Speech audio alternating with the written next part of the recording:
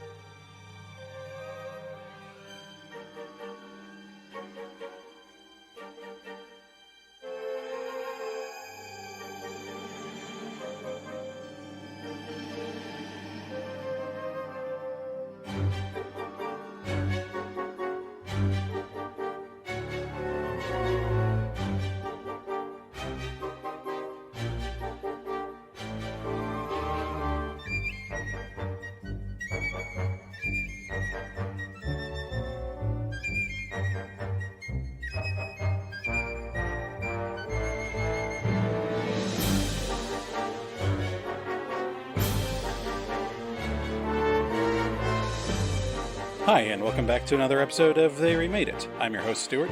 And I'm your host, Jacob. And thank the Lord above, it is finally fall. Oh my gosh, I'm so happy. The witching season is upon us. Yes. It's finally a normal fucking temperature that I can go outside and enjoy. I've been taking more brisk walks. Same. Just because it's nicer to do so. I take like 20 to 25 minute walks just around my neighborhood every day. And just enjoy how nice it is. Yeah, I've been doing that during my lunch break at work more and more, which has been to middling effect because, as I mentioned before we started recording, that as it turns out, I don't walk correctly. So I've been trying to correct that of myself. So it's been equal parts pleasant and, getting my body back in shape and a little painful. We're learning new things about the anatomy all the time. Yeah, I've been trying to sit on my ass a bit less. Speaking of which. That's what I'm doing right now. Indeed, but also what we tend to do when we watch our movies. And I tend to do when I just work in general, because that's my life now. Yeah. Yeah, that's always fun. Oh well. Could be worse. Yeah, I used to do labor stuff as a job when I was a bit younger. Not that I'm exceptionally old now, don't get me wrong, but I just could not do that anymore. I would if I had to, but I'm glad that I don't. I salute laborers everywhere. Thank God for that. Yes. Yeah, no, I don't miss my brief period of being a more labor-intensive job. Oh yeah, I had a job like scraping tar off the roof of a warehouse once. Jesus. In the middle of summer. I was like, I never want to do anything like this ever again.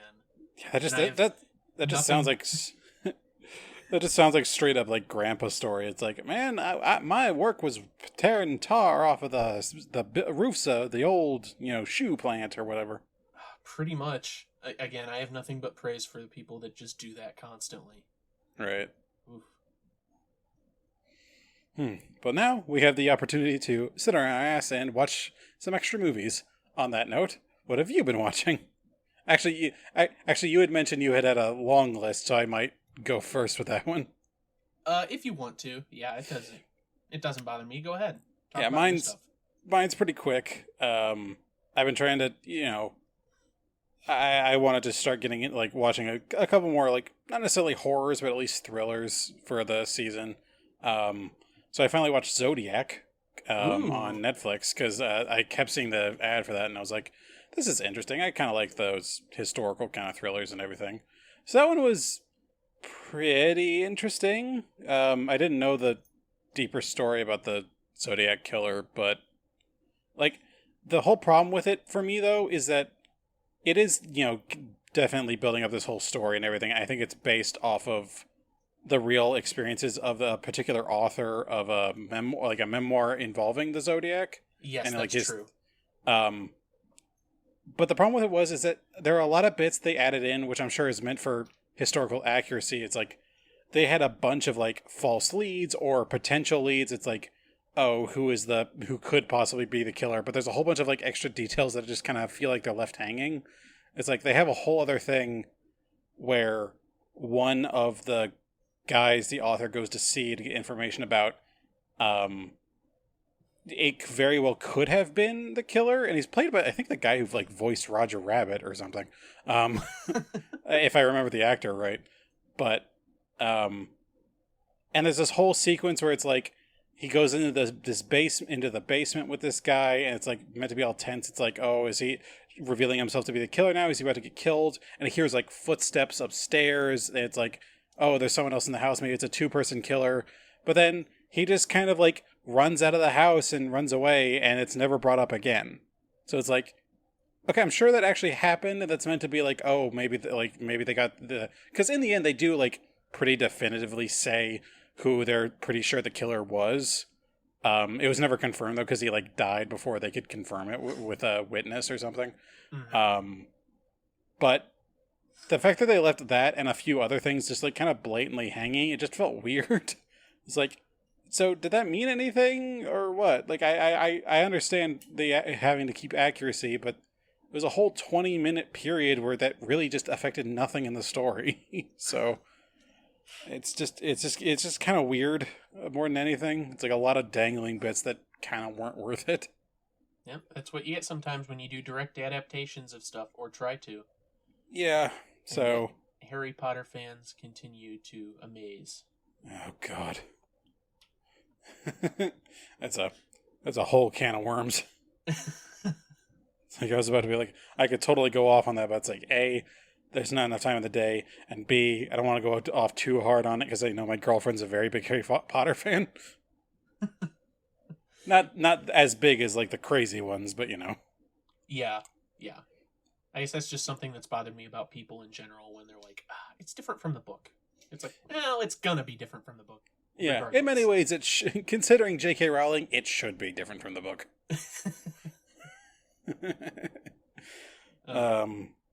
But yeah, other than that, I rewatched American Psycho, and that's pretty much it.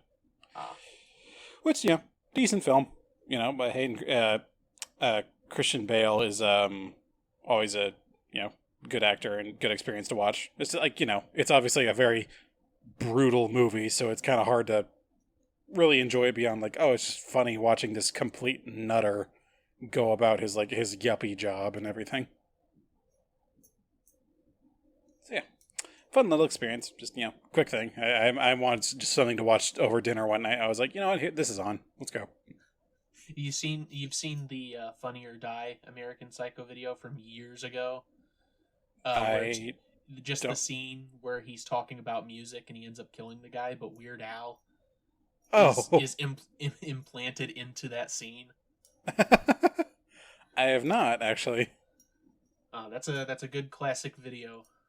The only one I've seen, the only kind of parody thing I've seen of it that I really enjoy, it was they took like the business cards scene, but instead of business cards on them, it's like those super like emo style like MySpace headers that people would have that has like all this like anime art and stuff on it and everything, where it's like they're comparing each one between them. It's the exact same audio and dialogue, so it's like it makes no sense over top of it, but it's just silly. So it's like it's got like one of them's got like a My Little Pony character and like grunge and everything, but it's all like super like overexposed and all. It's just like it's so funny. More American Psycho shit posting, please. Please. But yeah, I think that's about it. I haven't watched a whole lot. Like I said, I've been trying to be a bit more active in general, so I don't, fucking die at 30. But yeah, I think that'd do it. It's mostly just been that and like just replaying old games. Like I'm replaying the Mad Max video game, which I love to bits. For some reason. But yeah, what about you then? Okay, so yeah, I have a decent amount of stuff. I won't Mhm. harbor too much on any particular thing unless you have something you want to talk about. Um, Yeah. so getting the Disney stuff out of the way, I watched Cinderella. Hmm. I was talking about it for a while because I know it was one of the first ones that the studio made where Walt Disney was like, I am not working on Cinderella. I could give a shit less. I'm working on the theme park. Um, I think it holds up better than a lot of those old Disney films. Really? The first 20 minutes is just boring nonsense, but past that, I don't know. I thought it was pretty engaging. I still think it's a lot of fun. Uh, just there's too much cat and mouse stuff in the first 20 minutes that just means nothing. But hey, goofy, theatrical short animation style quality, Tom and Jerry gags and everything. So, Right.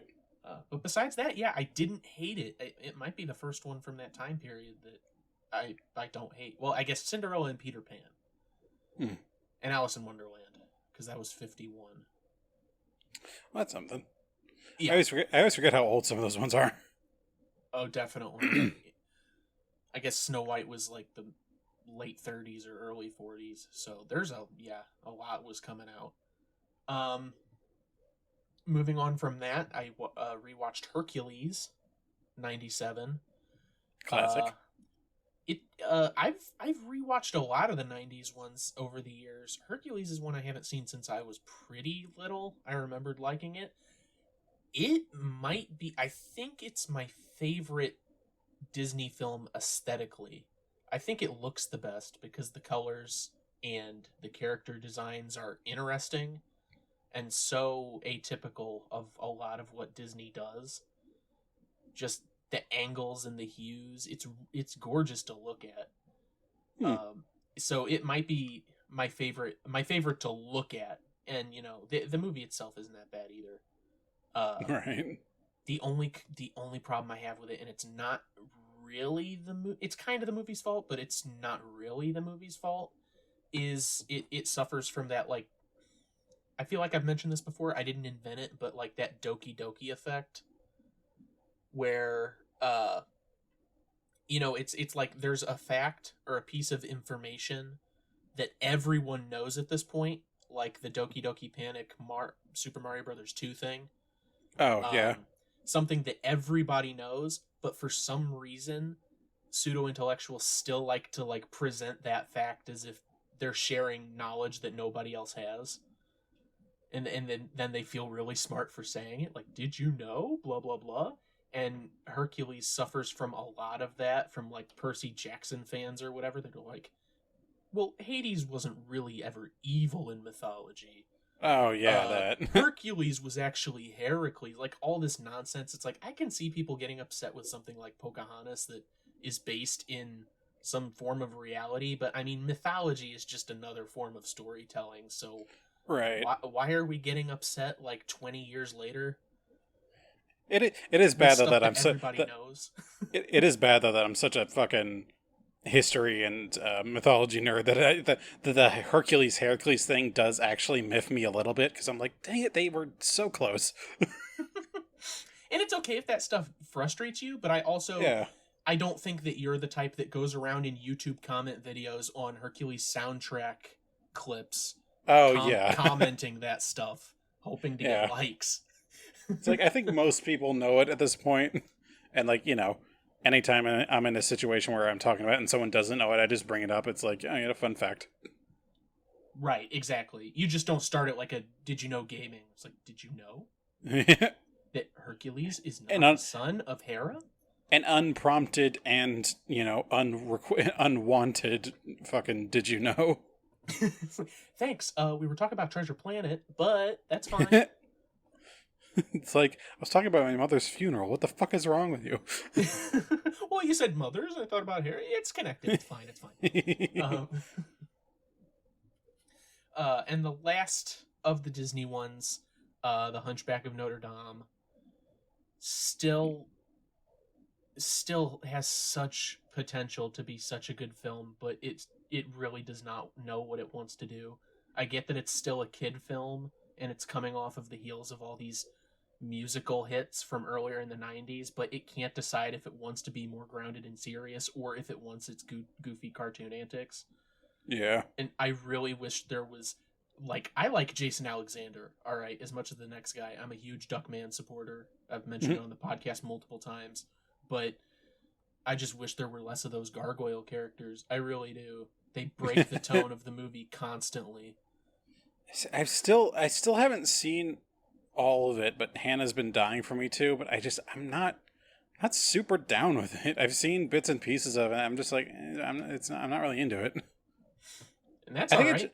I think I just don't like that period in European history. I think it's just kind of like that kind of weird in-betweeny bit of like revolutionary era between like the medieval era, where it's like things are kind of crap but also not kind of crap in their own ways. It's like, all right, let's just fucking go.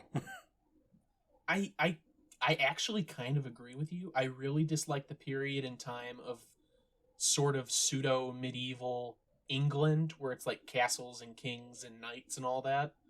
Yeah. I guess I feel a bit differently about Hunchback because it's France instead of England, which isn't a huge difference, but also it's not focused on all the stuff that I actively am sick of seeing, like castles, nobles, whatever. It's focused on the church. Right. So I guess I find it more interesting in that respect. But if you have no drive to see it, then I wouldn't even bother. There's no point in, pushing for that. Yeah. It's like, I think like, now that you mentioned it, I think also is just the amount of time in the church. Because it's like, I think more and more I've realized as I get later in my life, I think I'm probably atheist. And at a certain point, I'm just kind of tired of seeing this stuff, I understand. I gotcha. And a huge chunk of that movie does involve, not just the church, but being inside the cathedral. It's named right.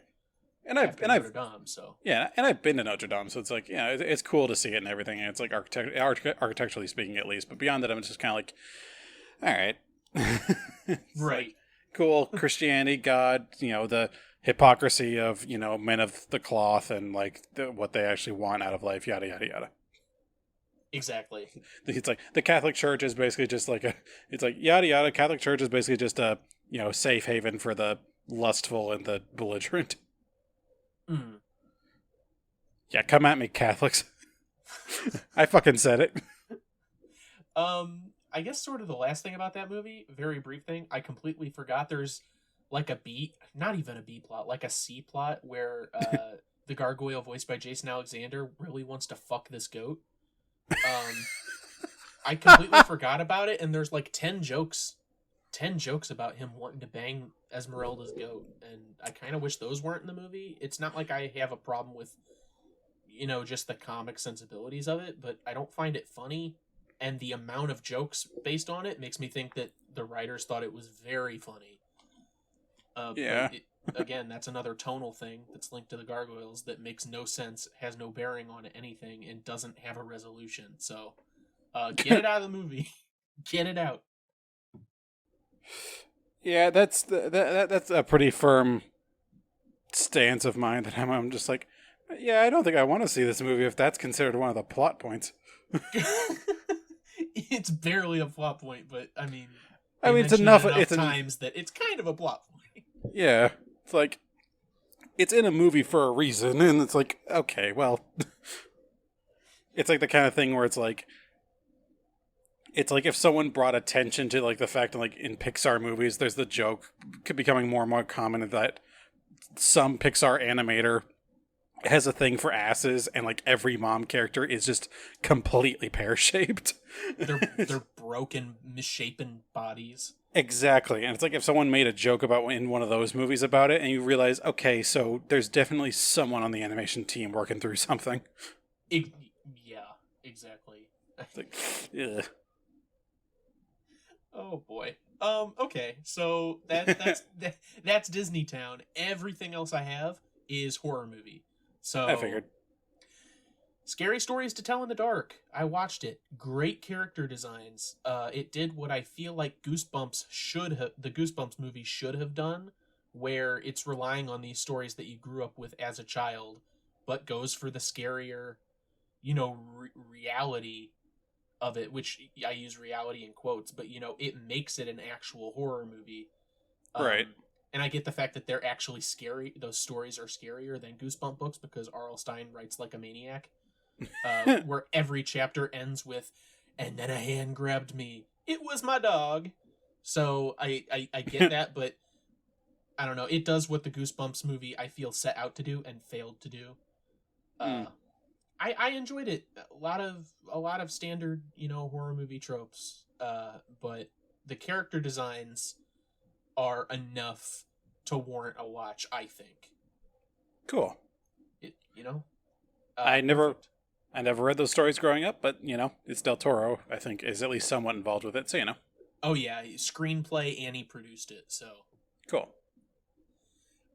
Next, completely on a whim, just because it came up on Amazon Prime, recommended to me on Prime Video, Bad Taste, which is a horror film, one of Peter Jackson's first films. It looks like it was shot on a really cheap home video camera. Of course.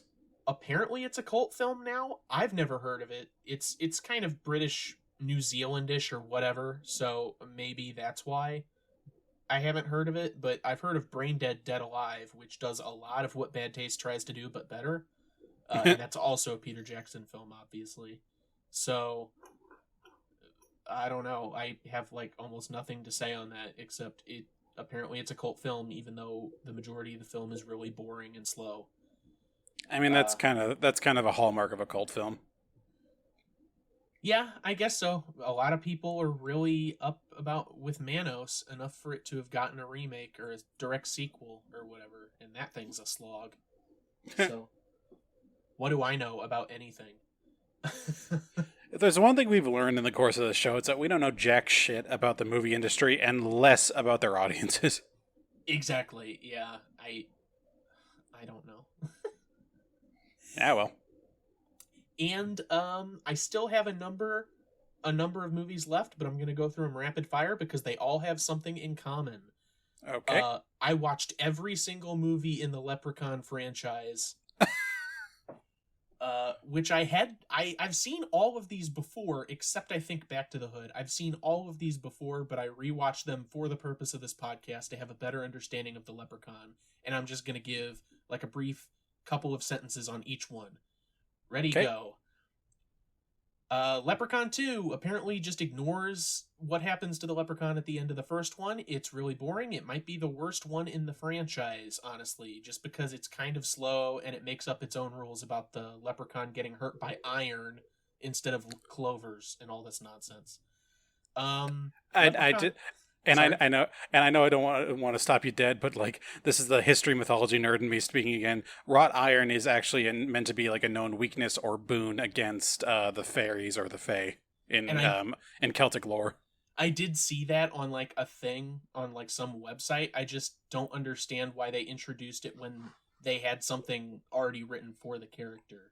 Unless it was like to appease those people that knew that. Yeah, but that is kind of dumb. I imagine that might have been why they realized, there's actually some lore we can use with leprechauns in this rather than just making up our own bullshit. And that probably was the case. Yeah. Something like that. But it's something that gets used throughout the rest of the franchise, so there you go. It's introducing more lore. Leprechaun 3, it's a bit more fun. It takes place in Vegas. It introduces the werewolf rules. If a leprechaun bites you, you turn into a leprechaun, and the leprechaun doesn't like that. So why is he biting people if he doesn't want more leprechauns to be around? Who knows? He's stupid. Leprechaun 4, Leprechaun in Space. It's sci-fi. This one just it starts out outright. The leprechaun's goal is to marry an alien princess to become king of an alien planet. Okay. That's about it. They kill him by sending him out the airlock and he explodes. Whatever. That one's it's odd. It's like a sci-fi horror, obviously, but I don't really understand what they were doing outside of the fact that Friday the 13th did the same thing with Jason X, where they put him in space. Didn't fare much better on that one. It had more fun kills, I'll say. Fair enough. The fifth movie, Leprechaun in the Hood. Oh God. There are some problematic bits with this movie, I will You don't say. Just by the title alone. That being said, it might be, if we're not talking about Returns, because I'm not even going to hint at anything about it, because we'll talk about it later, out of all of these, it might be the best sequel in the Leprechaun franchise. Oh my God, really? Yeah, because I don't know, it goes back to having fun with the character. It tells an interesting story. It brings Clovers back. And it's all about the music industry. Huh. I don't know, it's fun. Ice-T's in it. Oh. I mean, okay. The sixth one, Leprechaun Back to the Hood, because the fifth one was such a success, he had to go back, but it doesn't have anything to do with the music industry. It ignores the ending of the fifth film, as all of these films have been doing. They're ignoring how the previous film ends. There's no canon. The leprechaun apparently cannot die, or there's multiple leprechauns, all played by Warwick Davis. I don't know. But he's just doing whatever. He gets some more fun kills in. This is just about people in the hood that want money, as opposed to having a higher story about fame and success or whatever. It's just, I have money, so I'm buying things. Whatever. That's Life. Yeah. That's what people with money do. Yeah. Or they just take things, you know. Exactly. If you want something, you can take it too. Yeah. Like, you know, yachts and sports tickets and, you know, democracy. Too much? No, it's fine. Okay. And the last one, Leprechaun Origins, which I debated making the topic of today's episode, that compared to Leprechaun, but Yeah, at first I thought that's the one you meant, like when we first started this. I originally was going to do it because they're so tonally different, but I eventually changed my mind because I watched this once back in high school with a mutual friend of ours. Or not high school, college, with a mutual friend of ours, and we both really hated it. It has Hornswoggle in it, the WWE superstar, who plays a character called the Leprechaun, or called Leprechaun or whatever, in the WWE. So they cast him, but instead of making him a fun leprechaun, they do a Cloverfield, make everything shaky cam so you can barely see him in this horrible monster makeup to where you can't even recognize that it's the WWE superstar that it's supposed to be. It's like a naked creature, so there's no point. I just don't understand why they got a person whose career is like, he's the leprechaun, he wears like the green outfit, whatever comes out on stage, and then they stripped him of the outfit and then put him in all this monster makeup. It doesn't make sense. And it was probably just to get, like, you know, fucking all the people coming in from the WWE, so... I guess. They had a perfect in to do this movie, and they completely fucked it up by just making it a generic, gory monster movie, changing any charm that you may think that the Leprechaun has, whether you enjoy those movies or not, and replacing it with a mindless killing machine that doesn't even speak, and is just like a creature. So... I didn't want to do it just because I hate it that much, and honestly, I don't know that there would be much to talk about. We could compare them tonally, but so little actually happens in the new movie, I feel like there'd be almost no discussion on anything. So... Fair enough. I decided against it. But that is everything that I have watched. Cool. Well, I hope you've gotten all warmed up with your voice then, because you're not done talking. Oh, yes, I have, because guess what? There's no synopsis online for Leprechaun Returns, so I had to write it myself. Oh, God. You heard it here first, folks. We couldn't go to Wikipedia this time. Not for the sequel, at least. Ugh. Good old Sci-Fi Channel. Oh, this week is Leprechaun. I almost... Yeah. If you couldn't get that.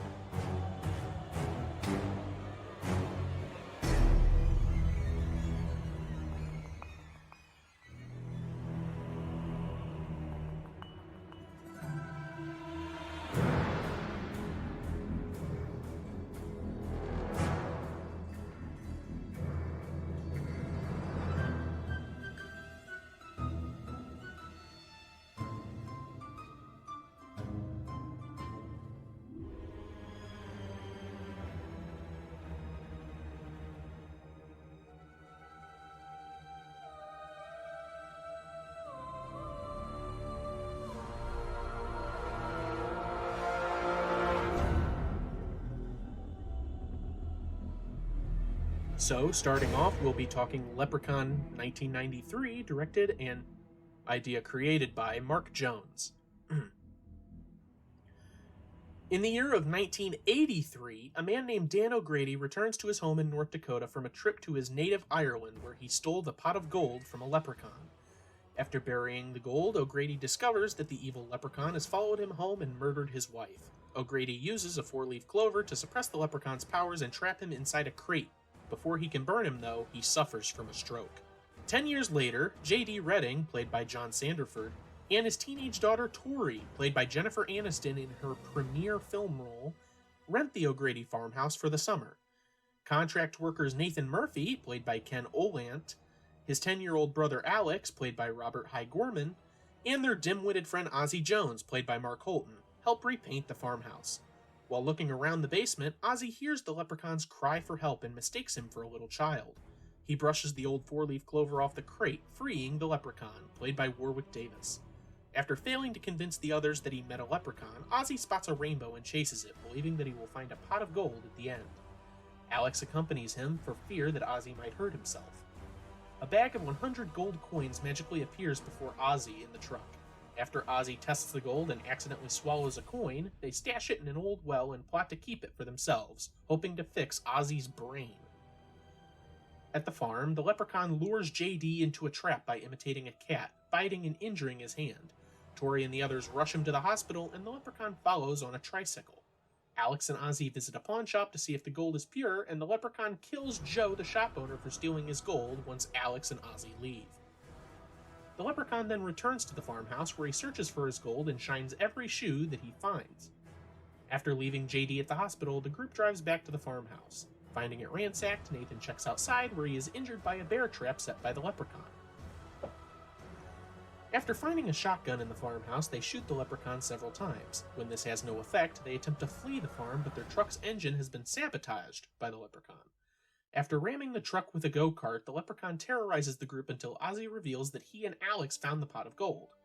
Tori recovers the bag from the well and gives it to the leprechaun. Finally, believing the worst to be over, they leave for the hospital. However, while counting his gold, the leprechaun discovers that he is missing the last coin that Ozzie has swallowed. Thinking that they have tried to trick him, he menaces them until Ozzie tells them about O'Grady, who was taken to a nursing home after his stroke. Tori visits the home to learn how to kill the leprechaun. At the nursing home, the leprechaun pretends to be O'Grady. After chasing Tori to an elevator, the leprechaun throws O'Grady's bloodied body down the elevator shaft as Tori flees. Before dying, however, O'Grady tells her that the only way to kill the leprechaun is with a 4-leafed clover. Tori returns to the farmhouse where she searches for a clover until she is attacked by the leprechaun. Nathan and Ozzie save her. Ozzie reveals that he swallowed the last gold coin, and the leprechaun critically wounds him trying to get it. Before the leprechaun can kill Ozzie, Alex takes a 4-leaf clover Tori has found, sticks it to a wad of gum, and shoots it into the leprechaun's mouth, causing him to melt away. The leprechaun falls into a well, but his skeleton climbs out. Nathan pushes the leprechaun back into the well and blows up both the well and the leprechaun with gasoline. The authorities arrive, and Tori is reunited with her father. As the cops investigate the remains of the well, the leprechaun vows he will not rest until he recovers every last piece of his missing gold. And now for the plot of Leprechaun Returns from 2018, directed by Steven Kostanski. 25 years after the events of the first film, Lila, played by Taylor Spritler, is moving to a makeshift sorority taking place at the farm from the first film. Ozzie, once again played by Mark Holton, picks her up as a taxi service and decides to take her to the farm.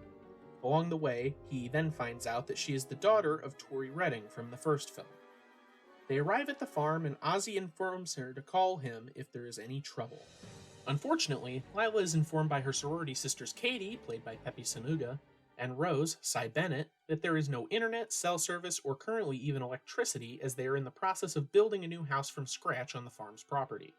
It's at this time that we are also introduced to Meredith, played by Emily Reed, though the internet would not want you to know that, and 2 guys she invited to their house, Andy, Ben McGregor, and Matt, Oliver Llewellyn Jenkins.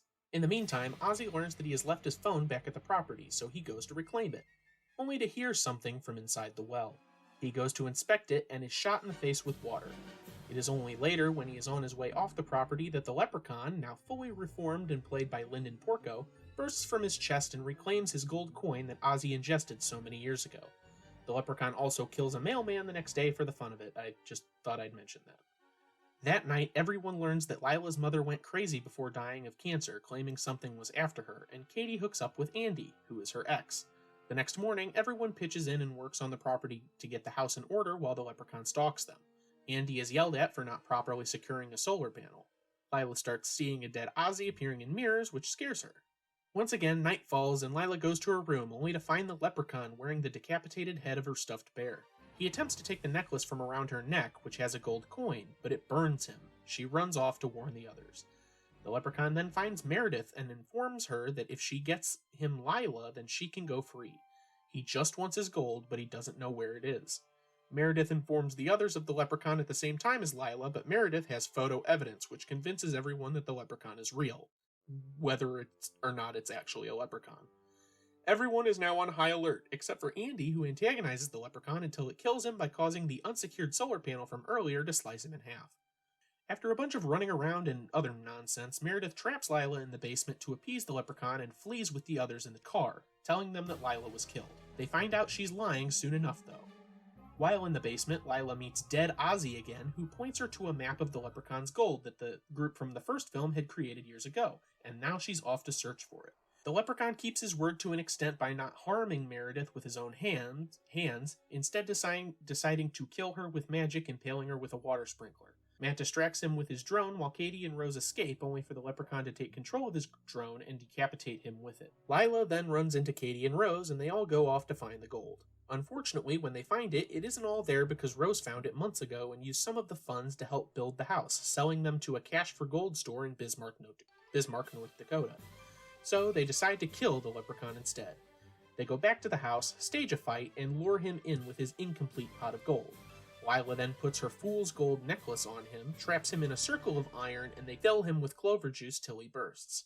Katie and Lila leave Rose to clean up, and while she does so, the leprechaun reforms in different ways and kills Rose through impalement. Lila and Katie return and use his gold as a conductor to electrocute him, causing him to catch fire and burn the house down while the girls escape. Of course, he isn't fully dead, though. In the final scene of the movie, we see him hitchhiking his way to Bismarck, presumably to reclaim the rest of his gold. And that's the end. Alrighty. Chaotic little tale. Tale as old as time, as they say. It's old as something. It's as old as, Western culture coming, or rather, English culture finding Celtic culture and butchering the hell out of it. I prefer to say having a little fun with it. Sure, yeah. That's like they had a bit of fun with. Like they had a bit of fun with, the potato famine. Yeah. I find every opportunity possible to bash on England. It's not hard. It is my ancestral duty to do so. And they deserve it, but you know what else is deserved? The audience to hear Full Circle, maybe. Yay! Let's do that then.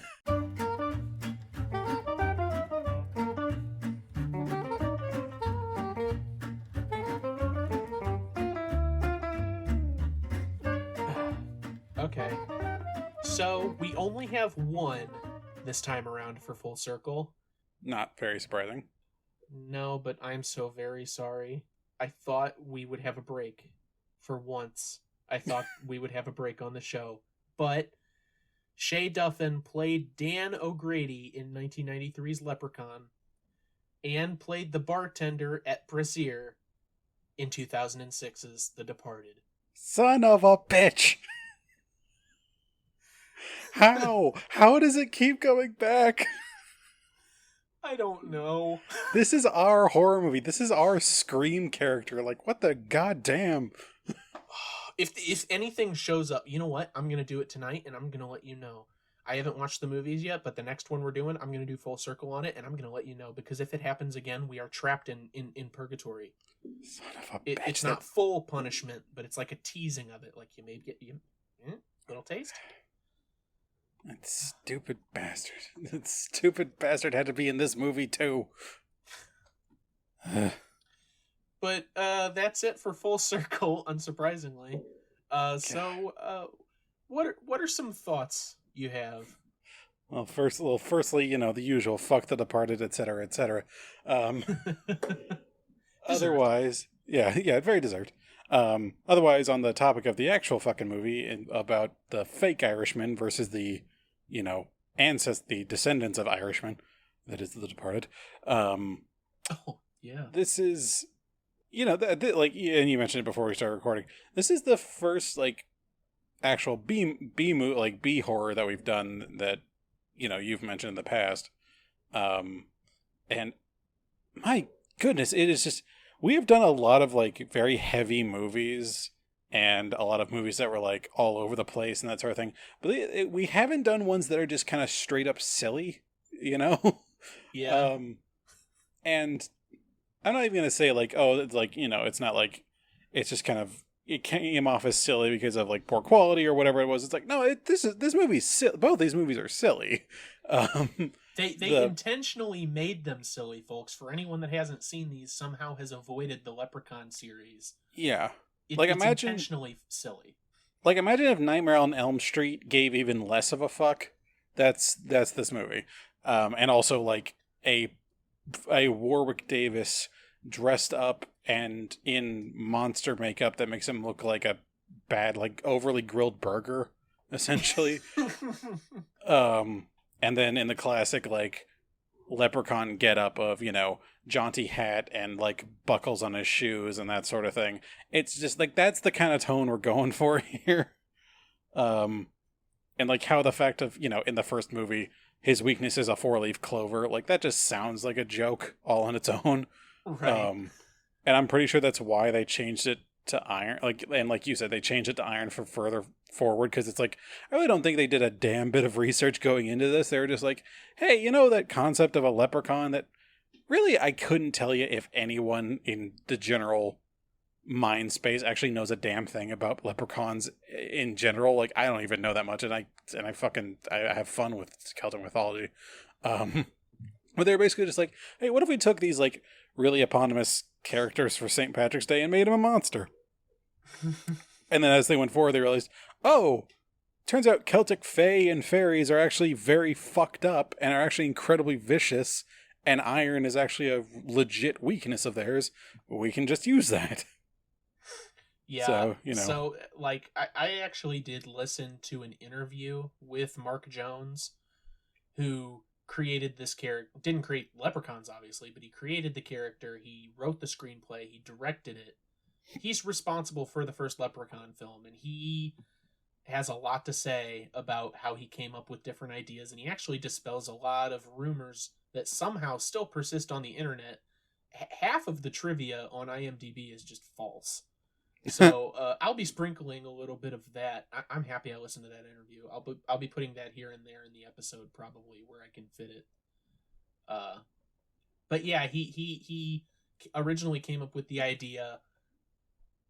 He was trying to break into movies from writing for TV, especially cartoons. He wrote for a lot of Hanna-Barbera cartoons, like later era Scooby-Doo stuff. Yeah. And he wanted to get into feature films, and he was told that the easiest way to do that is to make a horror movie, because even if it doesn't get released theatrically, you can put it on video. Video was pretty fresh at the time. So, you could just do that. So he saw Lucky's Charms commercial, and he thought about the concept of it, and he just came up with some fun ideas because he didn't actually do research on leprechauns himself. He was like, 4-leaf clovers would be a funny thing to hurt him because he's evil and they're good luck. So fair enough. He's pretty upfront about that.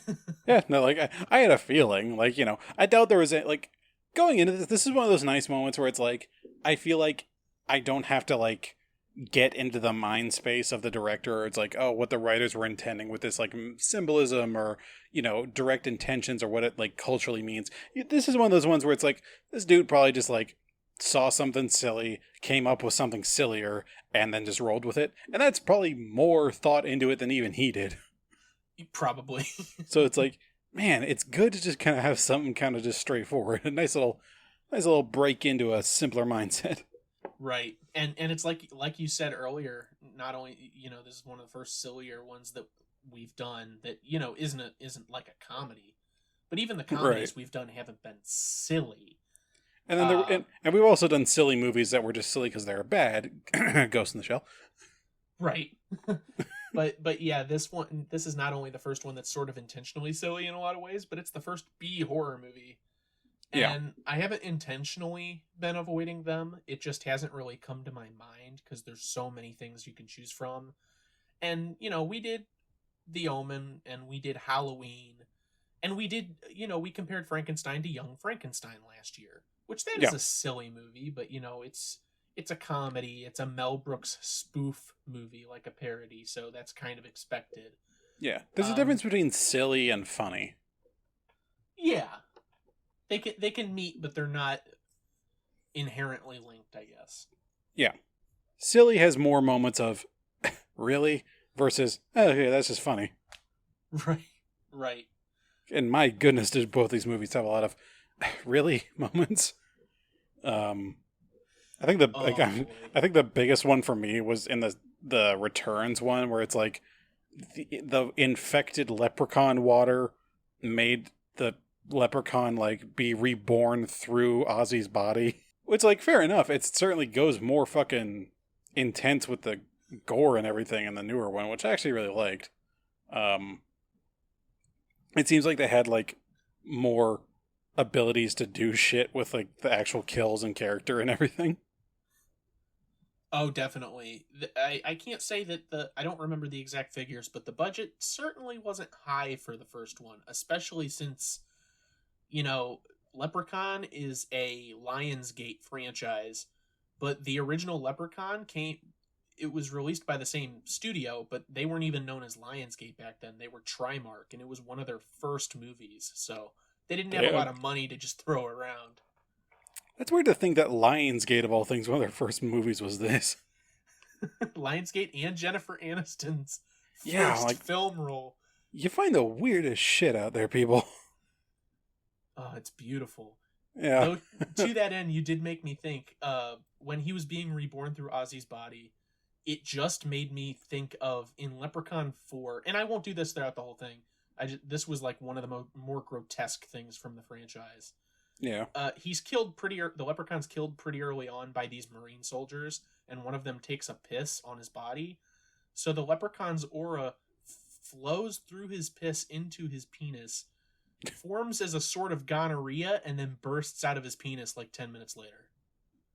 And that's how he comes back to life. Okay. And there's a lot of similarities between those two.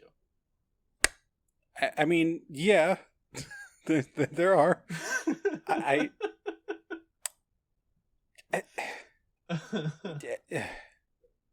God, movies are weird. Especially like this. Oh. Yeah. Like, we haven't touched on it a lot, but yeah, movies can get fucking weird. But it was something I alluded to in the beginning, and you sort of mentioned when you first started talking after the synopses, but when watching this was 93, and when I originally wrote the opening line, it was like, and the Leprechaun comes hot off the heels of one-line spouting baddies from the 80s. And I thought about it, and I was like, there aren't honestly a lot of 80s horror movie villains that do spout one-liners. Freddy Krueger was the only mainstream one I could think of. Yeah. So I think like the Leprechaun has sort of a direct line to Freddy Krueger more than anything else. Yeah. I mean, like, it even kind of, like, rips on the character in a lot of ways. Like, first of all, like, his face, just in general, just looks like that. Oh, that's true. But then there's even a few, like, it really does just feel like this is just someone's, like, weird take on Freddy. Like, if someone just said, like, hey, what if Freddy Krueger were a leprechaun? That really is kind of what it feels like. Because there's even a few moments it's, like, kind of directly goes with it. Like, there's a scene where, man, I've already forgotten. I can't remember if it's I think it's in the new one, where he's walking away while on fire, but he's leaving, like, flaming footprints and everything. And that's very Nightmare on Elm Street. Yeah, that was the new one, yeah. Yeah. So that was pretty cool. And just, like, how he's able to just kind of apparate and everything, and, like, that moment where he's, like, that moment in the first one, in the original, where he, like, reaches through the phone very briefly, and it's like, oh, okay, yeah, it really does just feel like they're just kind of playing around with the concept of what Freddy Krueger could have been. He literally did that in one of the Nightmare on Elm Streets. He's like, "I can be your boyfriend, Nancy," and then the receiver of the phone turns into his tongue and starts licking her yeah. ear. So Yeah. they literally did that. There is a lot of correlation there. Yeah, it's like how much of it is like homage and how much of it is just like, well, they did it and it was good, so let's try it. Yeah, I mean that's interesting. You know what? Oh my god, there are so many links between Leprechaun and Krueger, because I also saw, and this was confirmed because Warwick Davis commented on it. After the success of Freddy vs. Jason, there was going to be a Leprechaun versus Candyman movie. But the reason it didn't go through is because the actor that played Candyman said he would never do it. That is completely reasonable. I thought for a split second there you were going to say the actor who played Candyman like died or something, but then I was like, No. wait, no, he was still alive. I think he's still alive now. He might be. I he don't may know his have. name. He may have died. I'm not positive. I would need to double check. But then I was like, but then you just said, because the actor, he just said he didn't want to fucking do it. I was like, okay, cool. Yeah, that's completely reasonable. Because like Yeah. I've seen parts of Candyman, and there actually is a new Candyman coming out some point. It might actually be this month. Is there really? Yeah, I mean I've seen the trailer for it. It actually looks pretty cool. It's fully centered on an all black cast and everything. So it's like I can't remember if the original movie was like that too, but it's like black director, black cast, and everything. So it just looks really cool. I don't think it's a Jordan Peele movie. I think it's another guy. But it looks good. Like, you know, a lot of those horror movies, it looks like they kind of try to have a sillier thing, but this one, it actually looks like, I think by the trailer, it's like a guy is becoming like a new Candyman or something, and he's like going through the process of it or some crap. I don't know, but it looks kind of interesting. Like when Freddy Krueger starts taking over that kid in Nightmare 2. Pretty much. Maybe that'll be an episode next year, if that does Ooh. happen. Ooh, the Candyman episode. Yeah. Anyway, back to what were we talking about again? Back to Little Green Men.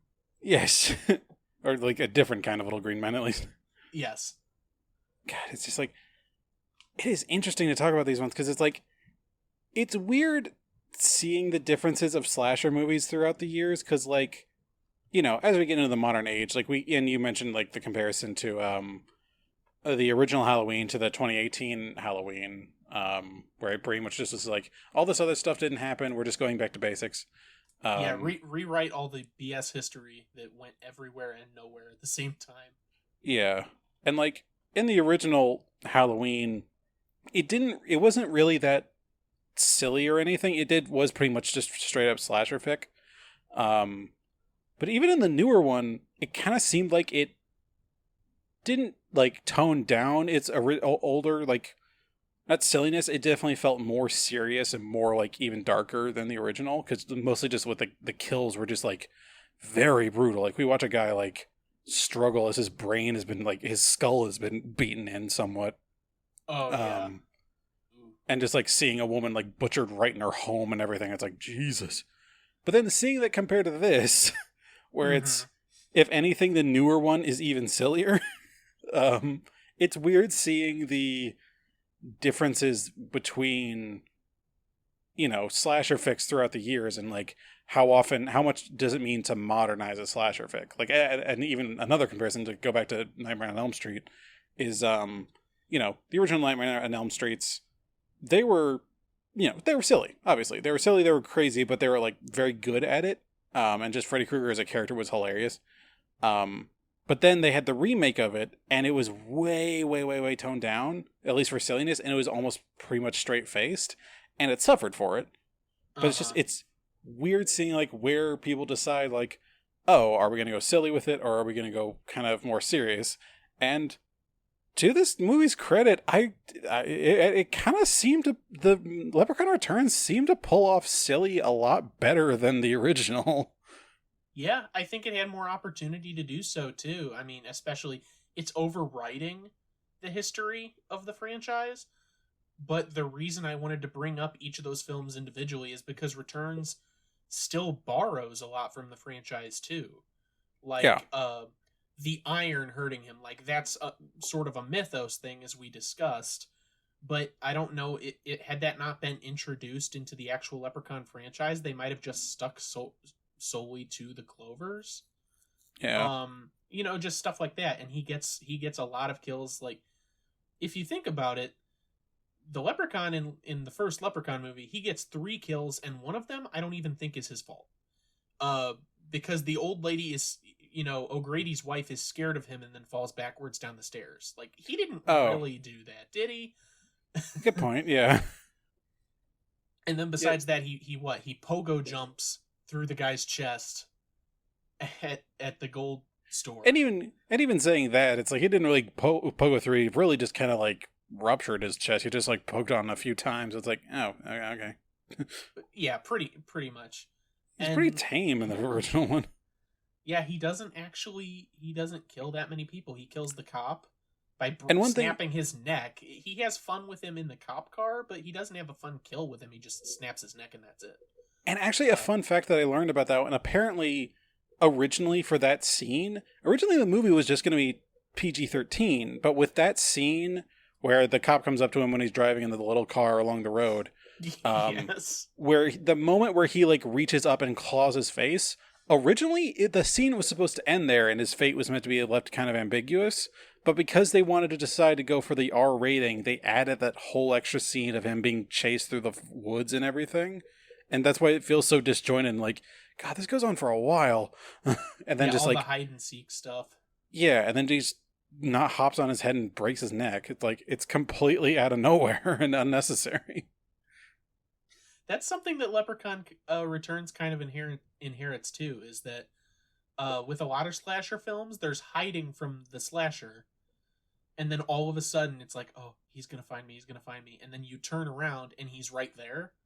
Yeah. And the Leprechaun kind of does that too throughout the franchise, but he always, it's so like play baby-ish. He turns it into like a game of hide and seek because the character is having fun doing what he's doing.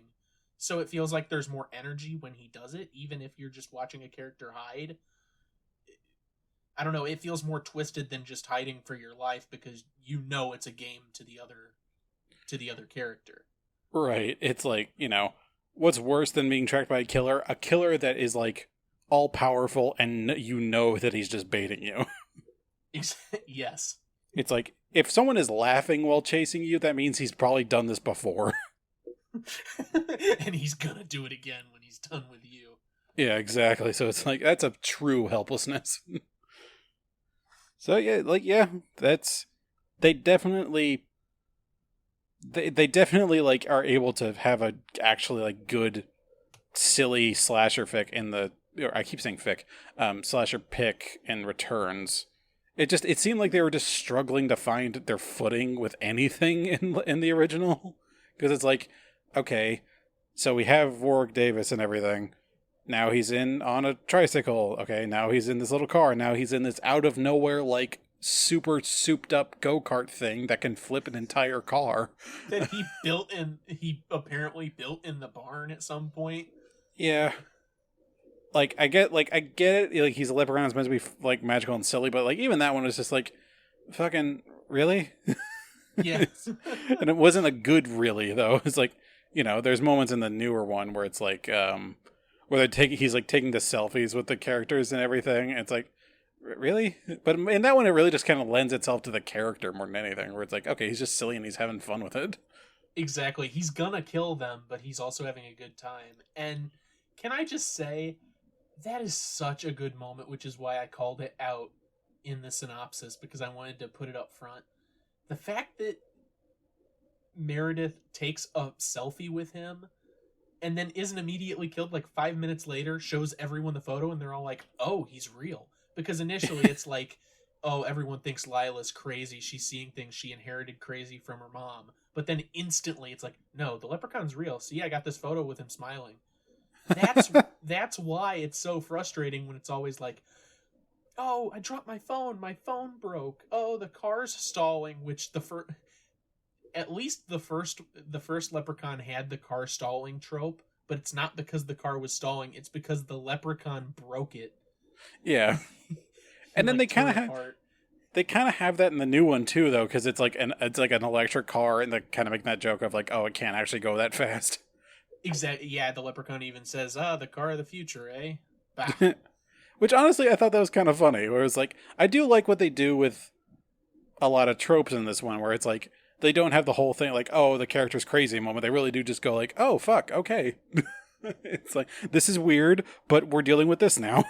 I loved that they actually utilized the smartphone as being helpful. Like they establish up front why they can't call for help because they don't have any of that set up, which is a decent enough plot point to put it in there so that armchair critics aren't being like, well, why don't they do this and do that? Horror movies are so unrealistic, while leprechauns running around killing people. Yeah. But they actually do explain it away as why they can't actually do that at this moment. Yeah. So that's nice. You're right. They do a lot with sort of. It's so easy to fall into the trap of like a sequel or a reboot so many years later, introducing, new technology or pop culture and then turning it into a joke of like, I don't understand this. What?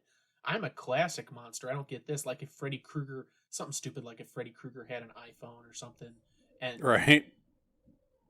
You know what? That might actually be a good joke because he has the knives on his hands. So maybe don't nobody steal that. That's mine. I would like it. That. I would like it even better that it's not like a fish out of water thing where he's like, oh, what the heck is this thing? He just has one and you don't know how he uses it because of the knife hands. It's just like, how is he? Okay. I'm sure there's some webcomic artist that works for Dorkly and gets paid in exposure that has made that joke somewhere, but guess what? I'm claiming it. It's in contract verbally. I own the rights to that joke. Copyright Jake of They Remade It. Won't use last names, but whatever. Yeah, exactly. But like I was saying, that being said, he does the electric car thing, and I don't know, the jokes actually play into the character. It's not just, what is this new smartphone? Like, I don't know, he kind of is like, oh, it's a Walkman and a camera. And then the girl's like, what's a Walkman? So I guess they kind of have their cake and eat it too there. Well, right. But that's not the best joke. But they make the joke with him cleaning shoes and he finds a pair of Crocs and he throws them away. Yeah. Which actually plays into the character because he likes shoes. Yeah. I don't know. That was a good joke. I like that. Oh no, I liked it too, and I like that he actually still like has fun with all the new stuff. Like he kills the one character with his flying drone and everything. Yeah. There's a pretty extended sequence where he's actually riding on the drone. That was so fun. I know, it was just fun. And I think that's kind of the main difference between these two movies. It's like the first one going through it, I just like. I know it's probably tipping my hand a bit too early, but it's just like I just wasn't really having a whole lot of fun with it. And as far as like earlier horror picks like that are, I've seen more entertaining ones. I've seen ones with more fun being had. Again, notably Nightmare on Elm Street, but I feel like we've beaten that one to death. Right. But the new one, I was genuinely surprised. Like when I saw that it was like it had premiered on the Sci-Fi Channel, I was like, this can either go completely, utterly, dryly boring, or surprisingly good. Because like the Sci-Fi Channel has come out with a few pretty good movies. Like I know back in the day, they had a series of like a couple of disaster movies or something that I actually really liked. But going into this, I was like, I am ready for anything, and I was very pleasantly surprised. They updated the effects and everything very nicely, so. But more than that, obviously, with the point I was trying to be on, it was like, the guy playing the Leprechaun is honestly kind of hilarious. Yeah, I agree. It's unfortunate because I think Warwick Davis is great as the Leprechaun. It's just another case of Mark Jones had this idea. It was a new studio. They didn't have a lot of time to put into it and all that. So the ideas aren't as refined. And I think it gets much better later in the franchise. And Warwick Davis really gets to shine. But unfortunately, that's not what we're comparing. We're comparing the first one and the remake. And yeah, there's not a lot of that in the 93 version. You can see like the pogo stick or the tricycle moments that can be really fun if they were just refined a little bit. Yeah, it's like it was either if they were refined a little bit, or if they just kind of went a bit more whole hog with the kills and everything. Which, like, I know, obviously, budgetary Right. restraints, but it's just like there wasn't a whole lot I could write home about with it. No, exactly. And to be honest, like I said, Warwick Davis gets better as the Leprechaun as the years go by. In space and in the hood, as problematic as that movie, it has some moments, like I said. But he is fantastic in those movies because he gets to play off these new characters that have more energy, and he gets to make more kills. But if anyone, I think, does a good job in '93, it's really Mark Holton. All the other Yeah. characters are kind of one note and standard. And even though I'm not a huge fan of the Flowers for Algernon quote unquote idiot character, Yeah. he does a good job playing it. Yeah. Fair enough. But that Who is a got good point. That is a good sorry. point, though. I'm just comparing like the supporting cast to the Leprechaun. It's like it really the people in the original one really don't hold a candle to the new. But like the new ones aren't amazing. Obviously, I mean they're characters in a slasher fic. They're not meant to be that deep, but they still are like kind of interesting. Like the daughter, like the main daughter character, she's actually kind of fun. Definitely. Like I hope, And like I hope to see. Like she's probably the best supporting character of the bunch. I hope I see more of her. uh, Taylor Spritler, yes, and also I don't know if I'm pronouncing this right. Pepe Sanuga, who played Katie, I thought she was fun too. Uh, it just so happens that those two characters we mentioned are the only two that live. Oh yeah, it's like fair enough. Yeah, but no, those are some great characters, and I mean Mark Holton doesn't get a lot to do, but he's great again too. Oh yeah. It's surprising, man. If they fucking got Jennifer Aniston to come back, I had to look it up because there's a point. I didn't bring it up in the synopsis because who cares? It doesn't go anywhere. But there's a point where she traps him in the iron circle, and he tries to get her to let him out because another thing they kept from the franchise and sort of from Mythos is the wishes. And he's like, "You can wish for your mom back," and starts imitating her voice. And the woman they got to do that voice sounded really close to Jennifer Aniston. I had to look it up. yeah, I had a feeling that it wasn't, but I wasn't sure. I was like, oh my god, and it's a woman named Heather McDonald, but it was so close. Like that was a good choice. They could have just gotten any stock woman, but they got a woman that either sounds like or does a very good impression of Jennifer Aniston. Yeah, that must have been a weird casting call. It's like, hey, very quick voice clip of impersonating Jennifer Aniston. Oh yeah, I can do that. I do it to entertain my friends, and everyone's automatically like, "That's her. That's Aniston. I know that voice." I've seen Friends too many times. Could I see it any more times? Am I a person with no personality? Oh, um, It's only a good day when I get to bash on Friends. I'm sure that they're all thankful for it. Most of them have gone on to better things. Oh yeah, I'm not bashing like the actors and everything. They're fine. I'm more bashing on like, at the time I'm sure it was funny. It is not funny enough to still be this popular. No, everyone but Matt LeBlanc has gone on to better things. I thought he had gone to do the other things. I don't know. He did the Friends spin-off Joey that failed. He did the Lost in Space movie, which failed. Those are the two. He did that monkey baseball movie. I'm sure he did some good things. They all did because they were all stars. I just can't think of anything good with him in it right now. Yeah, everything I see of him recently, it seems like he really is just coasting off of that success. Which, like, power to you. Yeah, do what you want to do. Yeah, if I could fucking coast off of one success in my life, I totally would. Everyone try and stop me. I'm gonna do it. The moment I can sell out is the moment I'm fucking selling out. Buy my merch. So we were talking about comparing Warwick Davis and the new Leprechaun, who is Yes. Lyndon Porco. I really like Lyndon Porco. Like I said, we're comparing the first. We're not talking about any of the other movies. I really prefer his performance. and the energy he brings to it, he gets more to do. The only thing I really didn't like was his laugh. Maybe it's just because I watched 6 movies with Warwick Davis laughing as the Leprechaun, but Lyndon Porco's felt just a little bit too squeaky and high-pitched for me. It's like, you ain't the Leprechaun, I know. I know the Leprechaun. I remember him. I fought in the war with the Leprechaun. You, sir, are no Leprechaun. Trust me, I know leprechauns. I was in the war. But yeah, that's really my only complaint, because he's great. He has fun. He has energy. He does the Irish pretty good.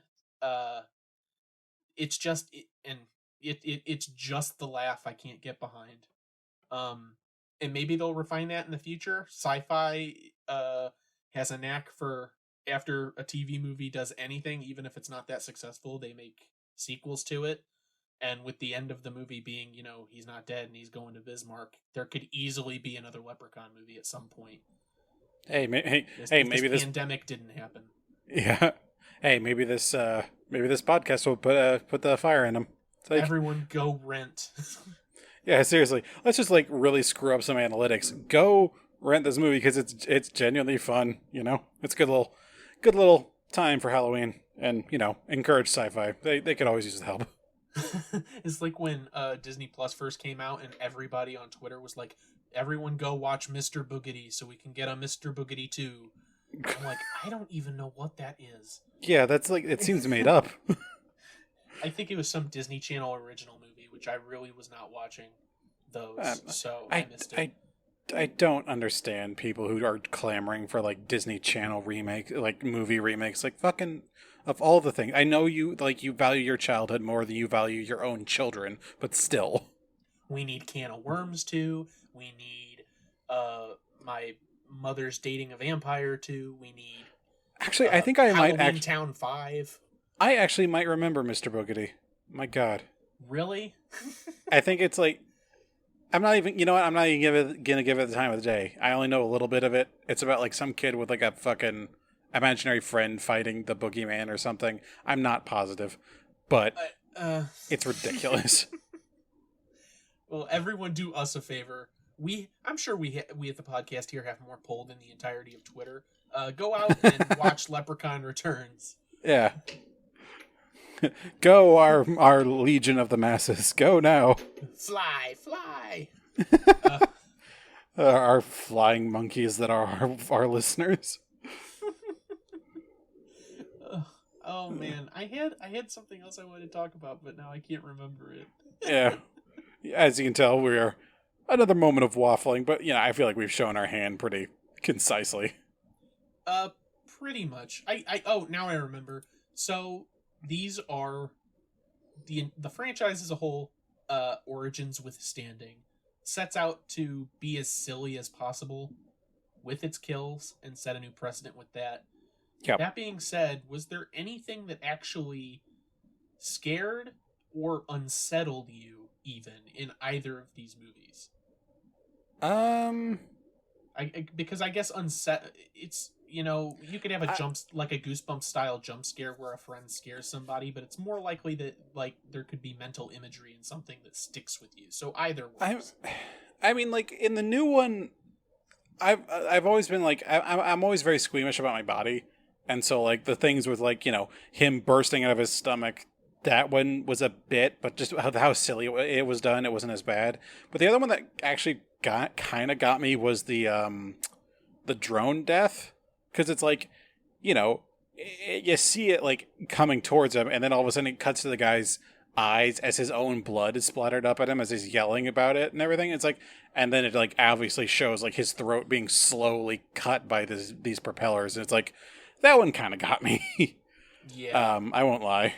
Because that's just that's a very I guess instinctual kind of thing where it's the most vulnerable part of your body is your jugular and everything, where it's oh, just seeing that happen is just, yeah, it's just and I'm so, like I said, I'm very squeamish about just the human body in general, so I'm not a fan.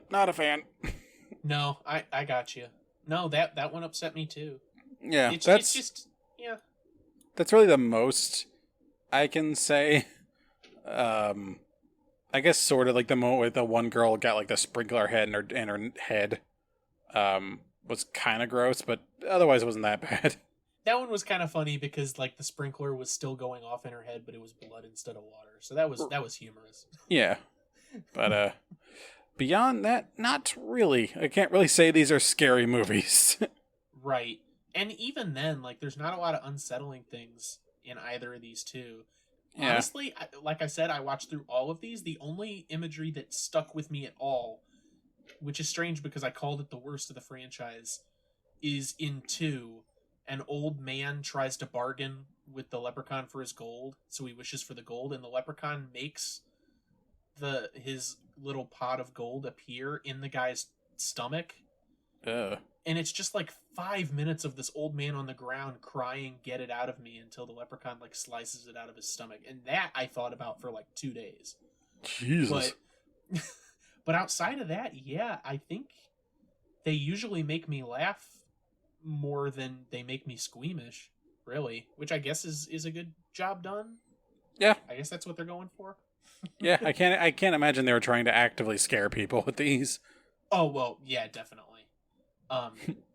And I promise I'm not waffling or artificially lengthening the show. But there's actually a note that I wrote down that I wanted to talk to you about that I completely forgot. So, in Leprechaun Returns, the character of Matt, who gets decapitated by the drone, did you hate him as a character? Yes. Because he is the art house cinema freak that we have complained about numerous times on this show. Yep, it is. He has been finally given a form. Oh my god. He just name drops like Werner Herzog, and it's just bad. It's bad. Yeah. That's a bad character. I didn't like him too much. Yeah, so like if ever you need an example, people, of what we talk about whenever we're like specifically directing our ire towards a certain kind of person, this is pretty much it.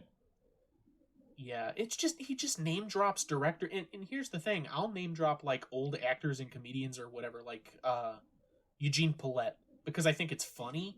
Yeah. But when you have a character that's just based around that, and he has no personality outside of that, I don't like watching him. I'm glad he died.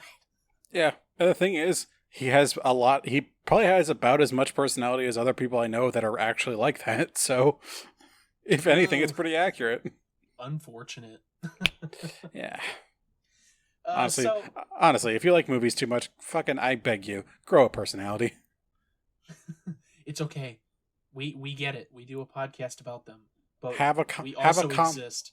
Have a complex opinion that you did not learn from some like overly conservative guy talking about his favorite movies and how they should be the ideal for the American man or some bullshit. Oh my god. It was he was literally talking about directors while editing, and then everyone's like, I gotta go do this. I gotta go do that. So they all leave him alone. What's his first thought? What's the first thing he's gonna do? Make a microwave pizza, go on YouTube and look up some videos. I guess he can't because there's no internet. The first thing he does is he puts the camera down on the coffee table and starts recording an intro to Alfred Hitchcock Presents. Loser. Insert that clip of Hank Hill yelling at Peggy. You're a loser. You're a loser. That should be the end note for this. It's like any voice clip of him, and then just followed by Hank going, "You're a loser." Baby, want a bottle? A big dirt bottle? I don't. Oh well. Do you have any final thoughts? No, I mean it probably would have amounted to just saying "fuck that guy," and also like I guess like I feel bad for the mailman in return, so like, he didn't deserve that. Oh yeah, he didn't do anything. You know what? That's kind of something too. Is I guess if there's one down thing I am for Leprechaun Returns as a whole, is if you look at the franchise as a whole, including 93, the Leprechaun only kills when he's wronged, really. When someone directly, gets in his way and opposes him. And you can kind of say in Returns he's after his gold, and that's what he wants. But there's also numerous times where he's like, oh, I can't wait to start killing again. It's like, well, the old leprechaun certainly enjoyed killing, but he didn't just go out of his way to do it, really. He either had to be provoked, or he had to think that he was getting something from it. Right. He didn't just do it to do it. Like in 3, he hangs out with an Elvis impersonator that says he likes his hat. And they do a little dance. He doesn't kill that guy. Yeah. At the end of the day, the leprechaun, he's a decent dude. Just don't fuck with him. Yeah, just don't take his gold, don't call him short, and don't make fun of him when he's being threatening. Which, honestly, like, that's pretty much, that it really just sums up the fairies and the fae folk in general. It's just like, you can be friends with them, just don't fuck with them, and don't try to make deals with them. Yeah. It's like, That's just never gonna go right. If you're a decent person, you'll be fine. And really, isn't that the lesson to take away from all of this? If any lesson could be, other than, don't be an art house asshole. It's a Halloween miracle. We've all learned to be better human beings. Yay. At least we hope. Thank you, Warwick Davis. Thank you, Mark Jones. Thank you, Warwick Davis. And thank you, Lyndon Porco. I'm sorry, Hornswoggle. It's not your fault. They messed up your movie. Yeah. I'm sure you're a lovely person. I know nothing about you. You seem like a decent dude. All right. So any final thoughts on everything as a whole? Again, like you said earlier, we sort of tipped our hand. We're really good at doing that. Yeah, we like it. It's hard. It's easier to avoid that with like more complex movies, but with these ones, it's like, there's only so much you can do before you're like, okay, one of them was like just like kind of dull and like not that dramatic. The other one had like actual like good slasher kills and was actually pretty funny. So hard to say. Right.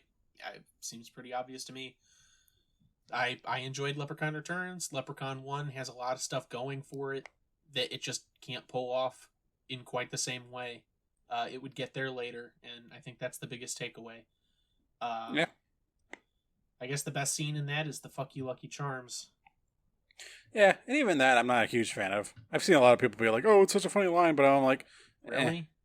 Yeah. I just think it's cool. I just think it's cool because the kid gets to say it, and it's the death scene. I didn't think it was funny, really. Yeah, I don't know.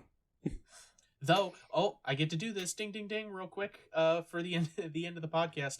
In the interview with Mark Jones, he debunks there was a rumor that in the scene where the leprechaun's tearing through the house and he grabs that box of cereal with the leprechaun on it in the movie, it's like Lucky Clovers or something.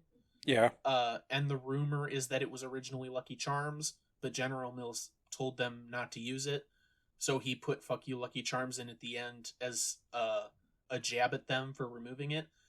Mark Jones says none of that was true. General Mills never saw any of that. It was always a parody cereal because they didn't want to pay for the rights.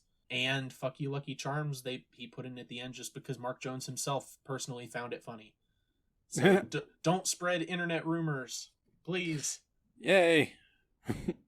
The world has enough rumors already. We don't need more. Sheesh. But yeah, Leprechaun Returns. Woo. All right, so anything you could possibly recommend? I mean, I guess Nightmare on Elm Street, obviously.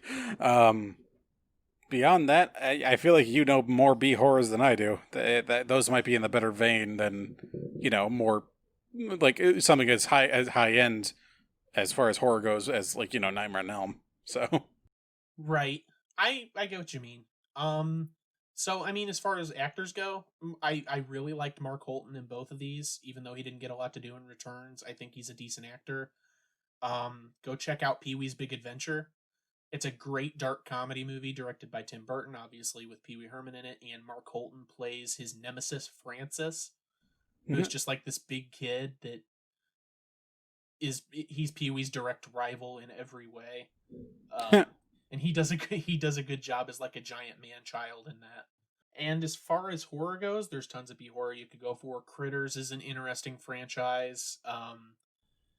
If you want sort of in the vein of like this weird B mixture of things killing you that shouldn't be killing you, there's Ginger Dead Man with Gary Busey, Evil Bong with Tommy Chong. That just sounds like a It sounds like the start to a limerick. Yeah, much in keeping with the theme. It's AABBA, remember. And if you want something silly, like a silly horror movie for Halloween, but you don't necessarily want to be scared or gore, like creeped out by gore or whatever, honestly, Ernest Scared Stupid I really like. Uh, a lot of those Ernest movies are just really bad films, but I do enjoy Ernest Scared Stupid. And me and a college buddy quote Ernest stuff all the time, and I think the majority of Ernest stuff that we quote is probably from Scared Stupid. Yeah, I never understand half of what you guys are saying, and I've only slowly picked up on it. It's something about this Ernest fella. This guy that used to sell car insurance and Mellow Yellow in the 80s and 90s. God, what a world. What a world we live in, where movie franchises were made off of people from commercials. But I mean, hey, yeah, we wouldn't have Space Jam. oh fucking A. Wait a minute, I don't care. Wait, I don't like Space Jam. What am I talking about? I don't either, but we'll cover it on the show soon enough. Oh god damn it all. I'm pretty sure it was put in hiatus because of pandemic, but they did get a lot of the scenes already filmed, so I think most of what they're doing right now is remote animation, so it's still coming. Oh.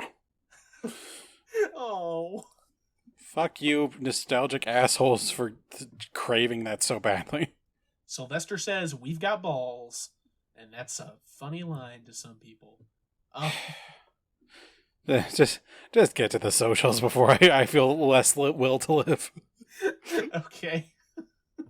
So, go ahead and subscribe to the podcast. We're on all of your major podcasting platforms, iTunes, Google Play, which I think is going away in lieu of some Google Music app, but our podcast is getting transferred over to that, so who cares? Yeah. You know, iHeartRadio, Stitcher, Spreaker, Podbay, Podomatic, all of the goodies that you can get. Go ahead and leave us a review, likes, stars, whatever. And, you know, just to get that up there, you know, we like to hear from you. And go ahead and send us an email at theyremadeit@gmail.com with suggestions on improvements for the show, possibilities for the future, or just say hi. And or say how much you hate us, you know, whichever. We crave that attention. I'll read it regardless. If it comes in, I'll pick it up. I read everything I get unless it's spam. If it's funny enough, we might even talk about it on the show. Yeah, we'll have an armchair little mini episode for like 30 minutes just reading those. As long as you say it's okay. Oh yeah, of course. To read your stuff on the air. But of course. And go ahead and follow us at It Remade on Twitter and at They Remade It on Instagram.com. Been doing a lot more there. Been posting suggestions from past episodes, movie posters of possible future topics. Nothing set in stone, of course. And little full circle diagrams that I've been putting together that I find fun. And just, you know, updates and little snippets of the podcast around the time that they go live. So lots of stuff happening on Instagram and Twitter. Woo! And that should be it. I think that about covers us good and full.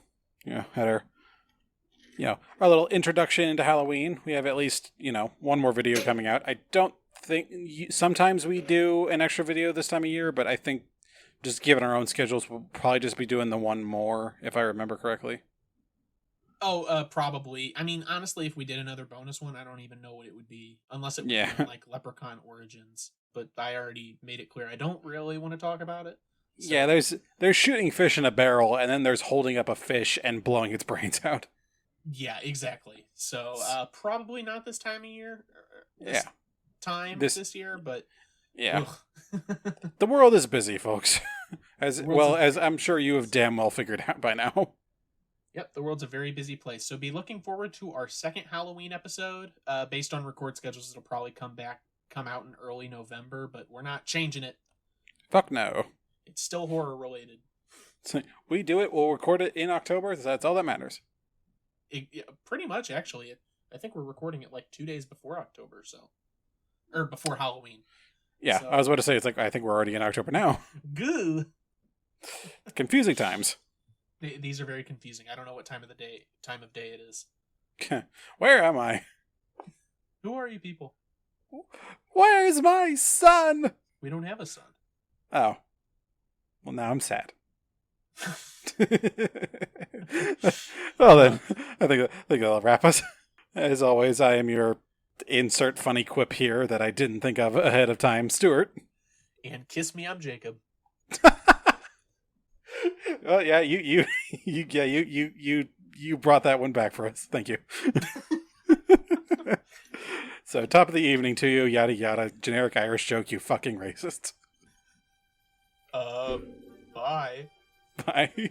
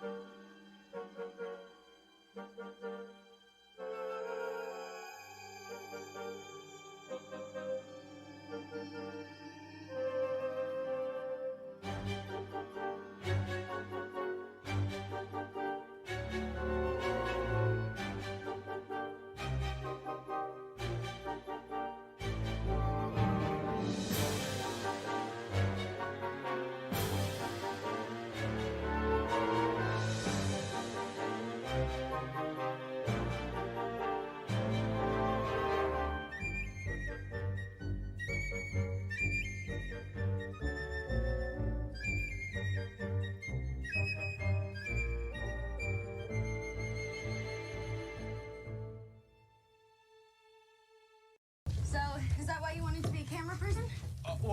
Filmmaker. Way different. But, yeah, you know, these days you have to do it all, like, Cassavetes or Rodriguez. Loser! You're a loser! Are you feeling sorry for yourself?